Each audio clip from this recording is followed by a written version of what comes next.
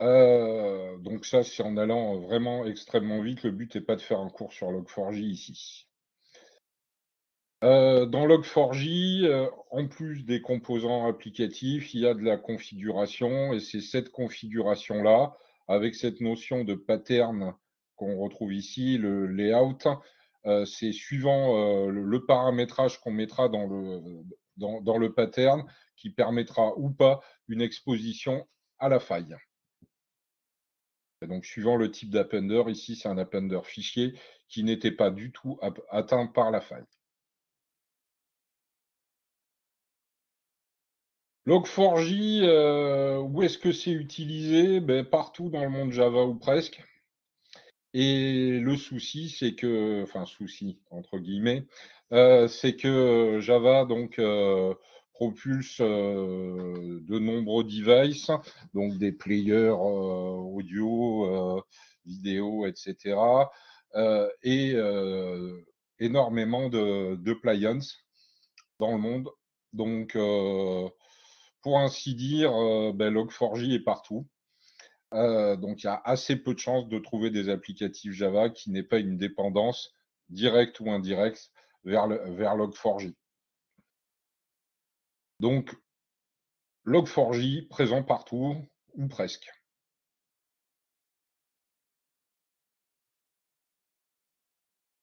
Je reviens sur un concept que je viens de signaler pour préciser, pour ceux qui ne sont pas des spécialistes du logiciel, la notion de dépendance. Donc ici, j'ai dans un petit schéma, j'ai une application donc avec une classe main2 qui utilise un framework FWK2. Et ici, j'ai une librairie donc avec une classe qui utilise un autre framework, framework 1. Ce qui se passe, c'est que si ma classe main utilise ma librairie, elle va récupérer une dépendance indirecte au framework 1. Et donc, dans le monde Java, où on empile beaucoup de librairies, il y a de fortes chances que l'une d'entre elles utilise Log4j en logging. Donc, quasiment toutes les applis Java ont une dépendance indirecte vers Log4j, mais les dépendances indirectes, c'est pas grave, puisque l'application n'est pas forcée d'utiliser Log4j comme moyen standard de loguer ses traces. Donc, je veux bien faire comprendre cette différence entre les dépendances directes, quand mon appli utilise Log4j pour loguer, ou les dépendances indirectes, quand c'est simplement une dépendance d'une dépendance. Si vous avez des questions, on reviendra là-dessus à la fin. Donc, les conséquences de la CVE dans le monde, comme vous avez pu le voir, on a même entendu parler à la télé de cette faille. Donc, ça a été un peu une panique généralisée qui a donné lieu à une vague de patchs moins maîtrisée que plutôt maîtrisée. Donc, ça a patché dans tous les sens, ça sortait des versions et de nouvelles versions et encore de nouvelles versions, avec évidemment des répercussions plutôt néfastes sur la communauté de développeurs et notamment sur la fondation Apache. À mon sens, un rapport signal-bruit complètement démesuré. Et comme toujours, on passe à autre chose et on oublie de tirer les réelles leçons de cet événement. Et donc, c'était un peu le but de ce webinaire, de tirer les leçons de tout ça.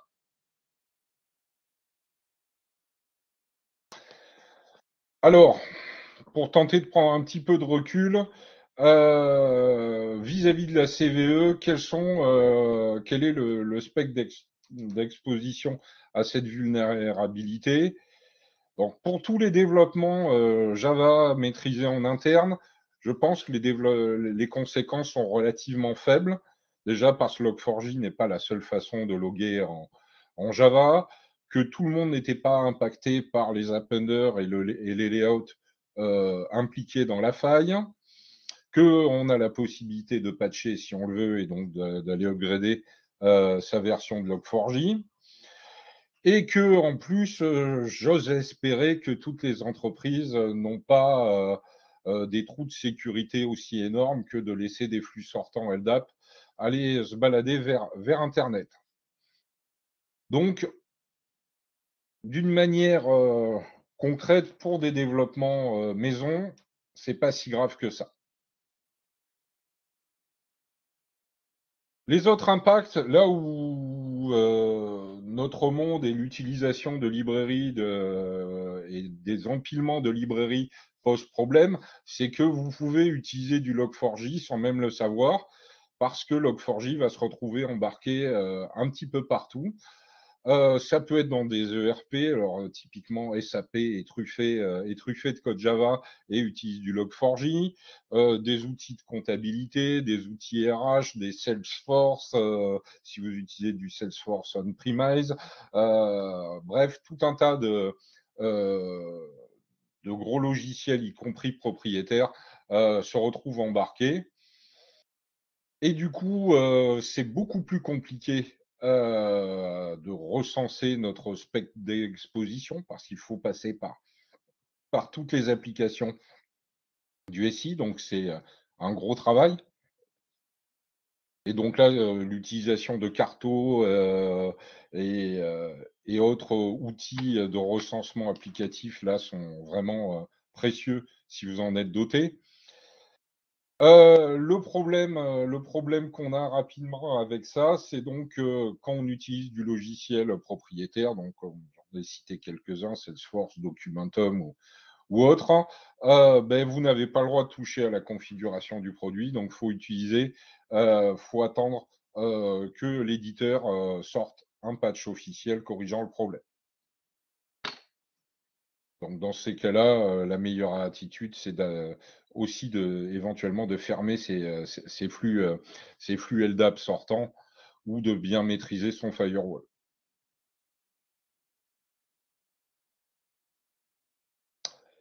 Alors voilà pour la big picture et un peu tout ce qui était impacté dans notre faille Log4j. Donc maintenant, passons au constat qu'on peut en faire. Hop, j'ai sauté un slide. Voilà, donc les impacts réels de la CVE, donc c'est, je pense, beaucoup moins gros que ce qu'on a bien voulu le dire. Donc, ça va atteindre principalement donc des machines qui ont peut-être des carences en protection par firewall et autres outils d'infrastructure. C'est des flux LDAP sortants. Et c'est l'utilisation des versions impactées avec les configurations exactes permettant à l'exploit de se produire.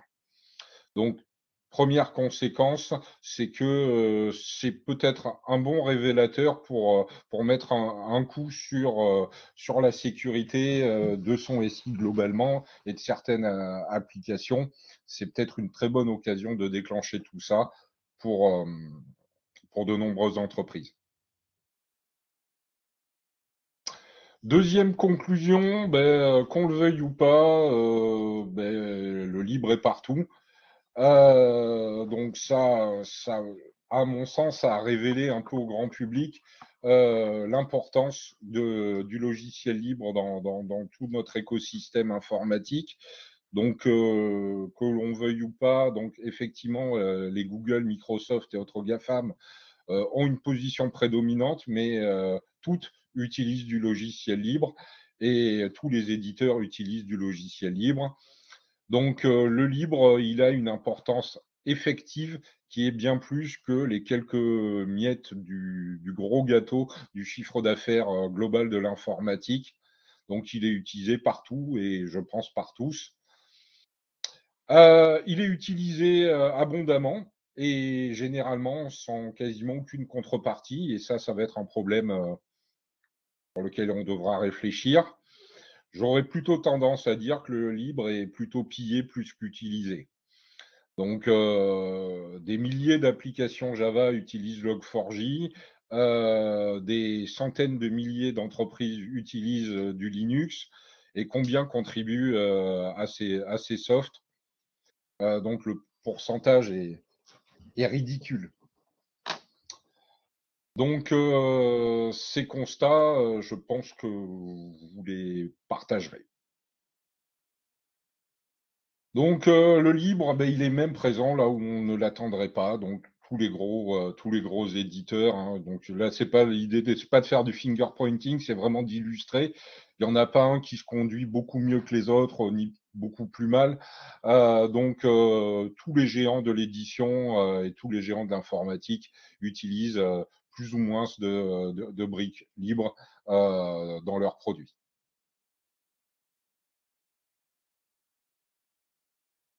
Je tenais à faire un peu un constat et faire un petit peu un ratio.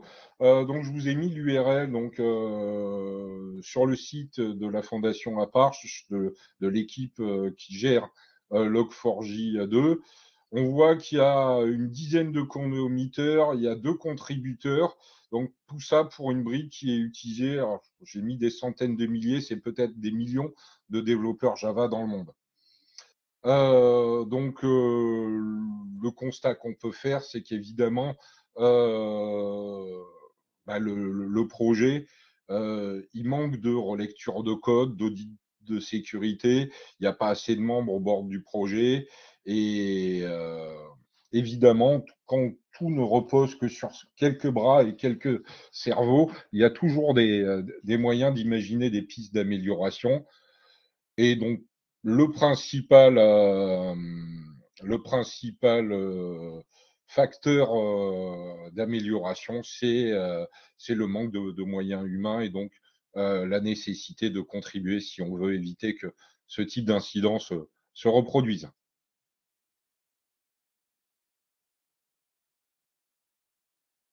On parle de Log4j, mais pour moi, Log4j, enfin dans le cas du Log4j Shell, c'est la face apparente de l'iceberg.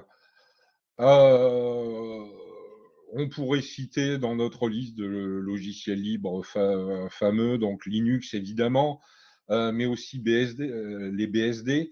N'oublions pas qu'un nombre incalculable de clients, de routeurs, de firewalls tournent sur base de BSD, sans pour autant que les éditeurs des dites solutions contribuent énormément à la pérennité de ce logiciel libre.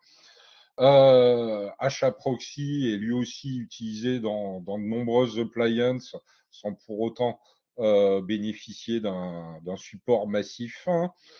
Dans d'autres horizons, VLC, OBS Studio, tout ça sont des grosses réussites, des logiciels marquants du monde libre et pourtant sont maintenus par des poignées d'individus. Donc voilà, de nombreux produits du monde open source sont très populaires, sont intégrés dans des logiciels ou dans des solutions commerciales, et pourtant donc pourraient être à même de déclencher la même panique. Panique qui peut aller jusqu'au tsunami. Rappelez-vous des effets Spectre et Meltdown il y a quelques années.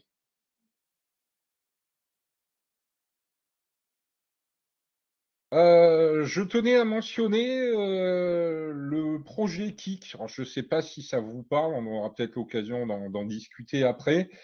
Mais en gros, donc il y avait un module dans NPM, donc l'outil de gestion des dépendances en JavaScript.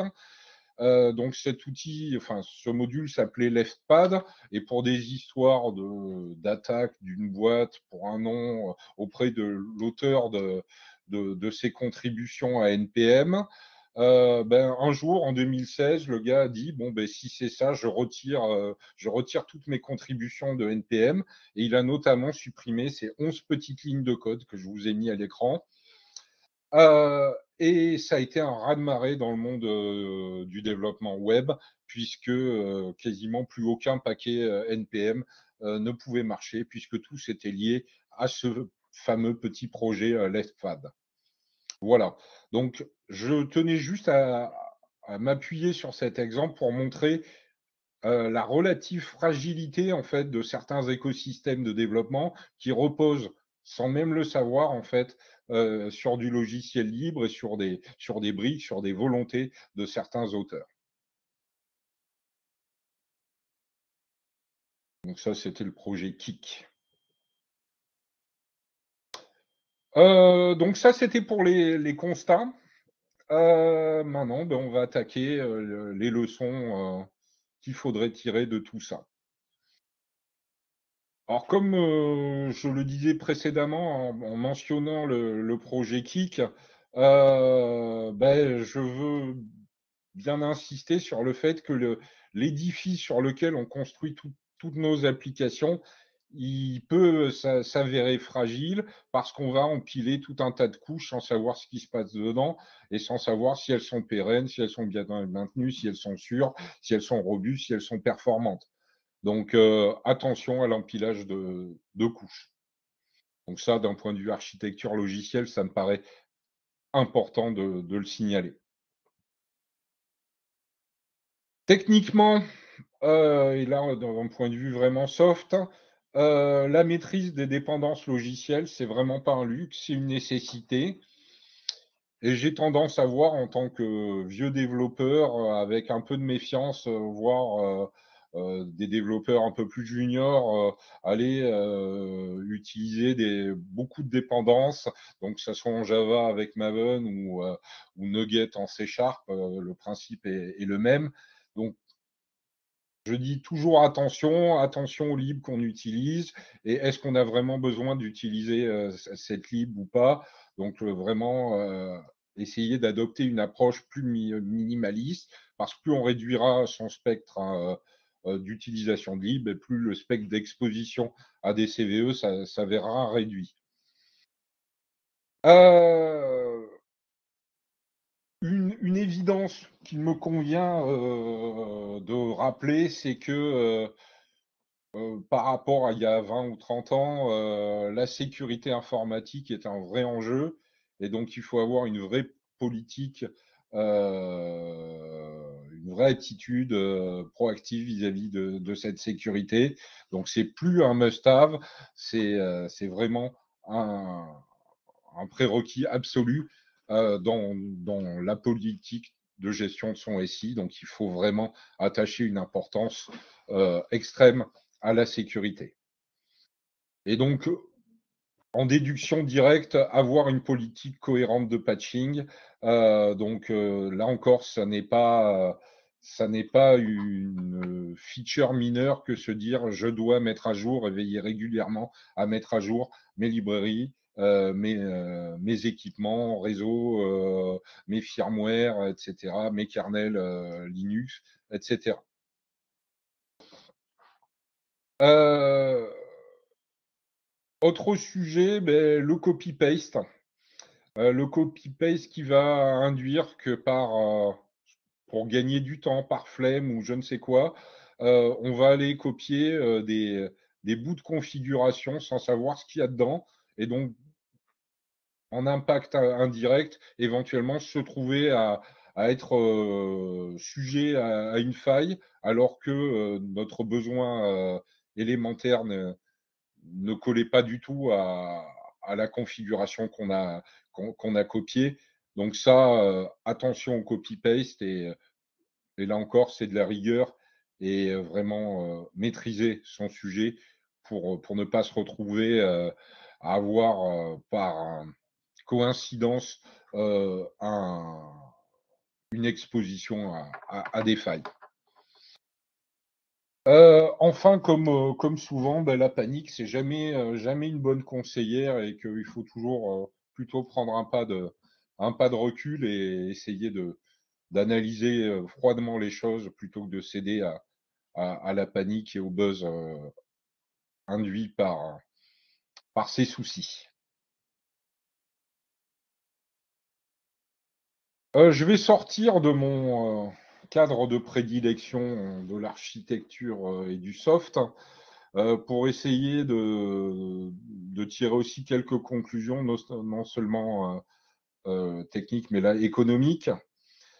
Une enfin, la plupart des entreprises vont aller avoir tendance à vérifier que leurs partenaires, leurs fournisseurs, leurs prestataires n'ont pas une trop grosse dépendance envers eux, ont un fonctionnement économique sain.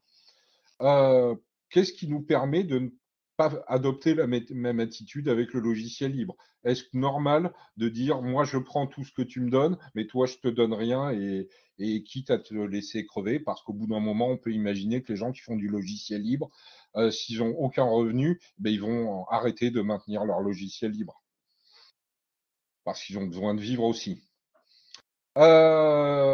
Autre sujet là, très récemment, il y a 2 ou 3 semaines, on a vu, Microsoft publier, des augmentations de 20-25 sur le tarif des licences Office. Il y a quelques années, j'ai pu voir des distribs Hadoop multiplier par 6 leurs produits d'une année sur l'autre.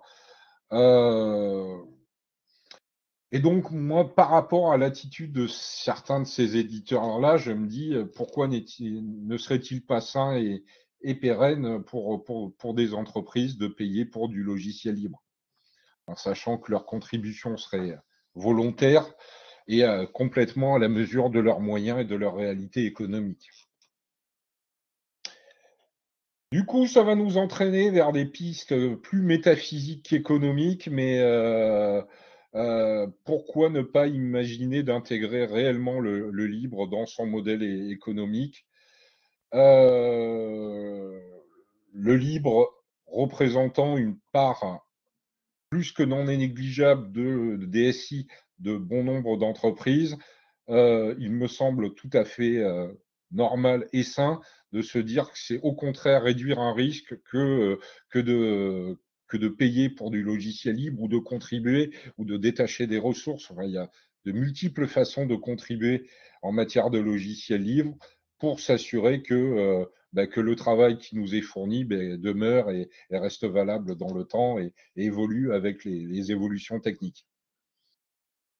Du coup, je me dis que, l'économie du libre, elle est vraiment sûrement qu'à ses balbutiements et qu'il y a encore plein de choses à imaginer et plein d'évolutions à faire dans l'économie des sociétés, plus classiques.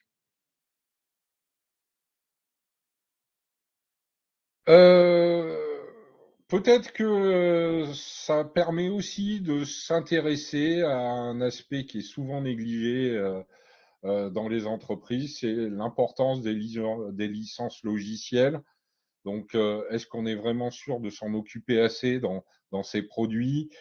Qui dans l'entreprise est sensibilisé, voire formé, voire compétent, sur ces problématiques?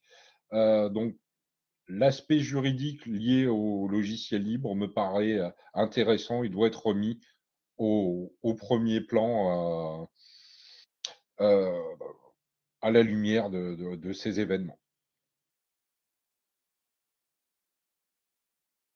Après bon, je vous fais pas de leçon de morale, ça n'est qu'une leçon de morale que je fais à moi-même, mais je me dis que, est-ce bien, éthiquement, acceptable que, de déléguer toute une partie de son travail sans jamais, ne rien reverser?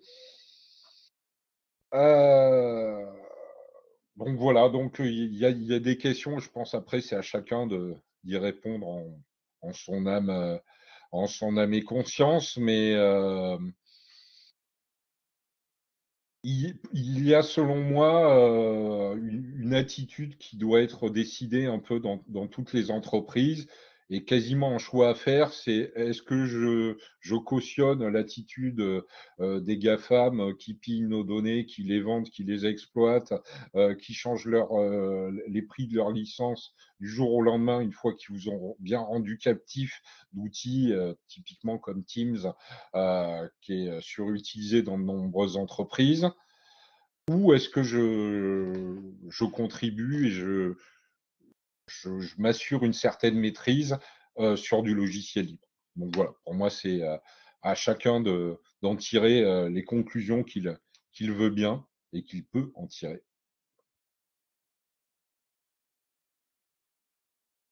Donc pour les entreprises, la première conséquence que je vois, c'est que quand une entreprise utilise beaucoup de logiciels libres, si elle ne contribue pas, elle ne fait rien pour assurer la pérennité de ses projets, donc sa stabilité financière et d'innombrables risques techniques.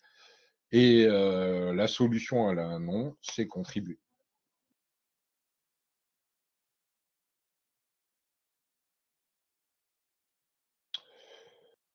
Les conclusions,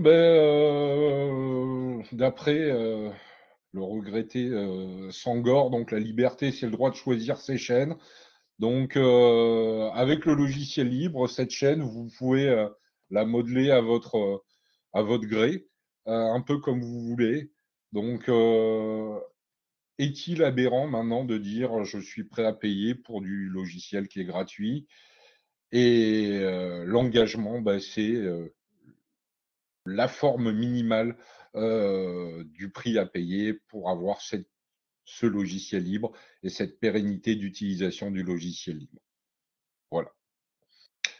J'espère que je ne suis pas allé trop vite et maintenant, toute question est bienvenue. Merci Jérôme pour cette présentation. Y a-t-il des questions par chat ou par prise de parole?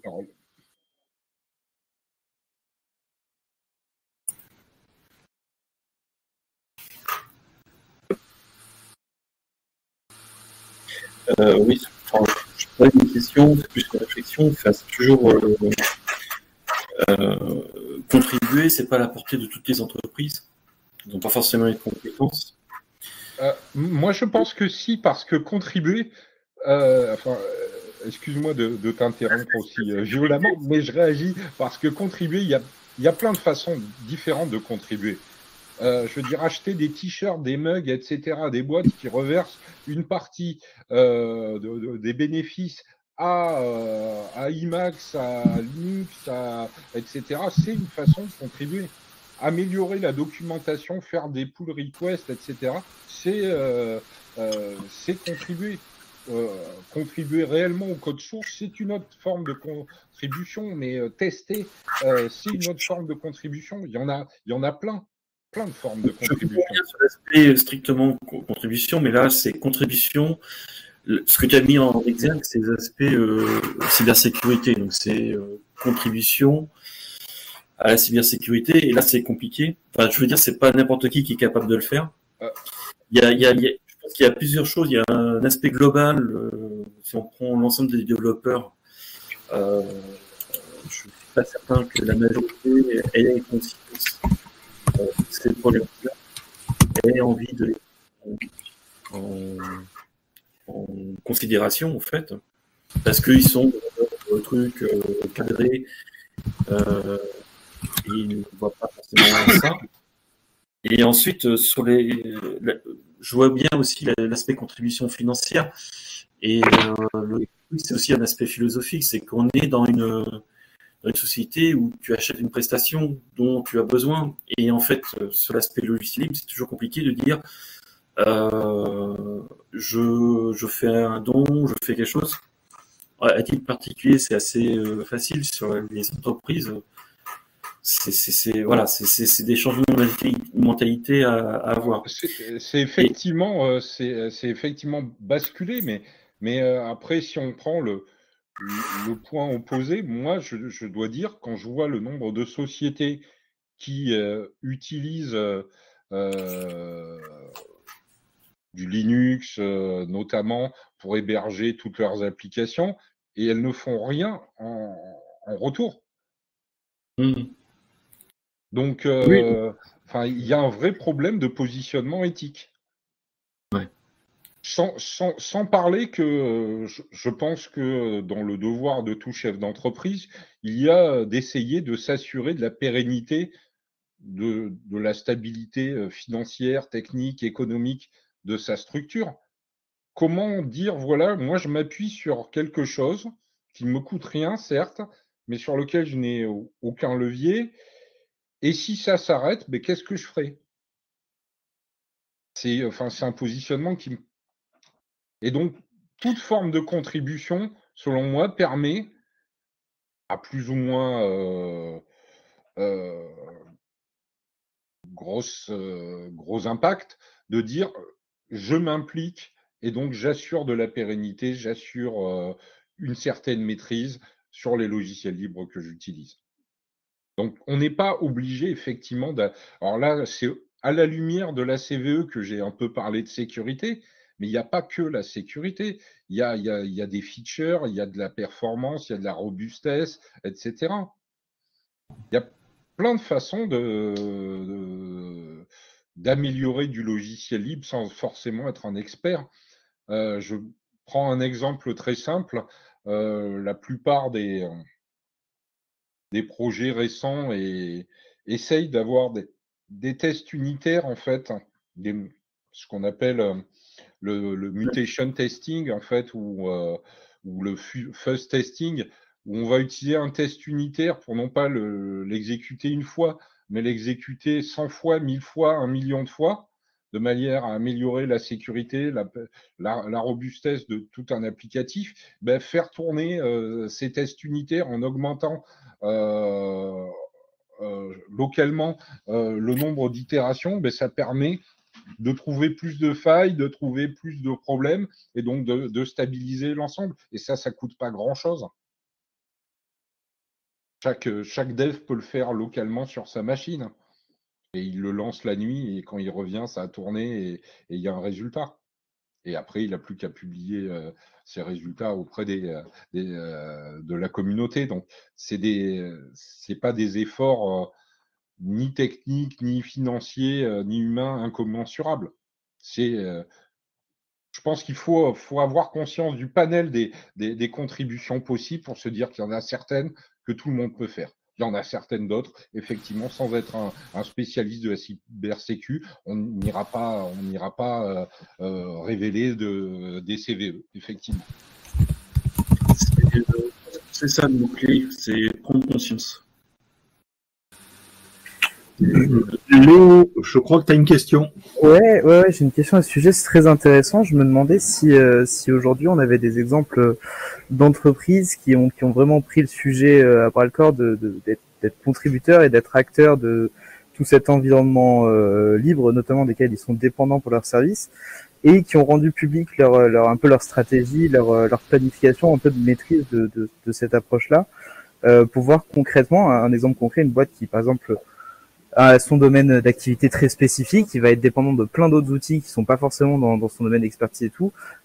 Comment est-ce qu'on peut concrétiser cette stratégie-là de contribution au libre à différents niveaux et de bonne manière en fonction du projet et tout. Ce serait intéressant d'avoir un exemple concret. Je sais pas si ça existe. Alors, je ne sais pas si l'exemple que je vais choisir va répondre pleinement et va te satisfaire, mais je vais le tenter quand même. Je vais m'appuyer sur l'exemple d'une boîte qui, a priori, n'a rien à voir avec le libre, c'est IBM, IBM Software. Donc, IBM Software, éditeur de nombreuses solutions, notamment des compilateurs, des environnements de développement, etc. Donc, dans les années 2000, ils ont fait un audit financier chez IBM Software et donc, ils maintenaient environ 200 IDE qui, en tout langage plateforme confondu entre Java, C, COBOL, sur ZOS, sur Linux, sur Windows, etc. Bref, ils maintenaient 200 environnements. Ils se sont dit, en fait, c'est con parce que tous nos IDE, ils font la même chose, quoi. Et ils ont réfléchi, ils ont mis 10 millions de dollars sur la table, ils ont racheté une boîte canadienne qui s'appelait OTI, et ils ont monté le projet Eclipse, qui depuis est embarqué dans tous leurs produits et propulse tous leurs produits, et qui vendent et qui maintiennent aussi à l'aide d'une communauté. Donc voilà, cet exemple, il me parlait pertinent parce qu'au lieu de perdre de l'argent à maintenir plein de choses, ils ont réduit leur spectre de code, ils l'ont factorisé, ils l'ont ouvert et ils utilisent ce projet ouvert en interne pour en faire des produits. Et donc, Ouais, je comprends l'exemple, je le trouve intéressant. Après, pour moi, il est très loin de ma de réalité. ta réalité, etc. Ouais, c'est ça Oui. où je me dis, cet exemple-là, il est hyper pertinent pour des boîtes qui ont atteint le point de bascule où leur force de frappe, que ce soit d'un moyen humain ou d'un moyen financier, les fait passer de l'autre côté, où ils peuvent devenir vraiment acteurs. Enfin, si vous voulez, ils pourraient refaire le truc de leur côté, voilà. Où justement, tant qu'on n'a pas atteint ce point de bascule, où on est encore limité d'un point de vue ressources humaines et financières, Ouais, et bien donc sûr. on utilise beaucoup plus de choses que ce qu'on aurait la capacité de faire nous-mêmes ou même de s'investir beaucoup, on va dire, dans tous les projets. Je pense que faut pas être désespéré et se dire bon ben je m'intéresse à rien, non, faut s'y intéresser. Je pense à chaque outil à son niveau. Mais du coup, je me demandais s'il y avait des exemples de gens où c'est plus des exemples de manières de contribuer qui sont moins aussi proactives que cet exemple-là avec IBM et qui soient un peu plus proches de notre réalité de petites boîtes ou de start-up où à notre niveau, on est dépendant de plein d'outils libres, on le sait, et c'est génial et ça nous permet d'avancer. Ça nous permet d'avancer tout court. Hein. Et c'est sûr qu'il faut en avoir conscience. Mais du coup, je me demande comment. Ouais, j'essaie de l'imaginer d'un point de vue maîtrise des risques aussi d'un côté. Du coup, qu'est-ce qu'on peut mettre en place, comment piloter ça, comment faire un peu concrètement. C'est pas forcément facile de se projeter enfin là, si je devais lister tous les outils libres desquels on dépend, j'aurais une liste de peut-être 50 trucs différents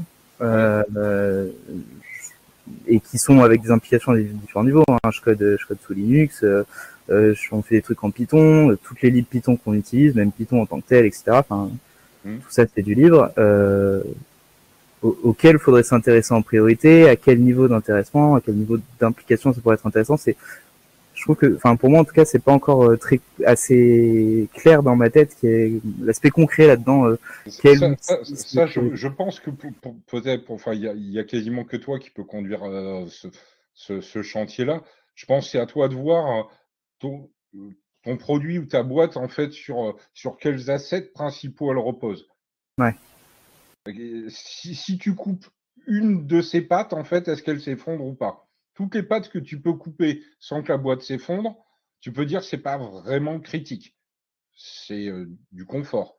Après, s'il y a une patte qui est critique et qui est du logiciel libre, eh ben, à mon avis, c'est là-dessus qu'il faut aller.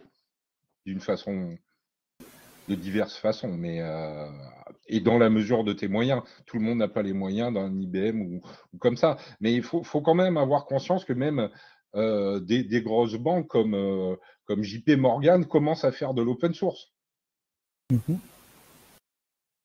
Donc, ça a un intérêt économique et ça a un intérêt aussi en matière. Alors ça, j'en ai pas parlé, mais ça a un intérêt aussi en matière d'attractivité des candidats. Ouais, bah ça fait partie d'une. Après, ça peut rentrer dans une culture d'entreprise et dans une approche comment l'entreprise se place dans le monde qui nous entoure. C'est intéressant, c'est sûr. Ouais, moi, je rebondis sur ce que tu viens de dire, Jérôme, et notamment l'attractivité des candidats. On a une grosse entreprise dans la banlieue bordelaise qui est spécialisée dans l'impression textile. Et pour lesquels les admins 6 ont dit au DSI, écoutez, c'est pas très compliqué. Hein. Nous, on aime le libre, on aime développer sous source ouverte ce que l'on fait. Si vous mettez pas en libre nos développements, on ira voir ailleurs. Ouais. Voilà, et c'est un changement de paradigme. Véritablement. Qui là est pas drivé par la direction, mais qui vient du bas là. Exactement, c'est du bottom-up, tout à fait. Donc, et je pense que pour un chef d'entreprise, c'est mieux si ça vient de lui que si ça lui arrive un peu comme une lame de fond dans la tête. Enfin, c'est mon avis. Et puis après, il faut savoir être à l'écoute aussi. Hein. Exactement. C'est intéressant. Très intéressant, merci. Y a-t-il d'autres questions ?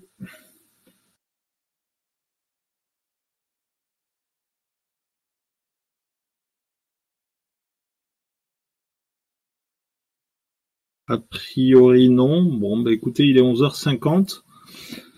Un grand merci à toi, Jérôme, pour cette présentation. Merci à tous les gens qui étaient présents.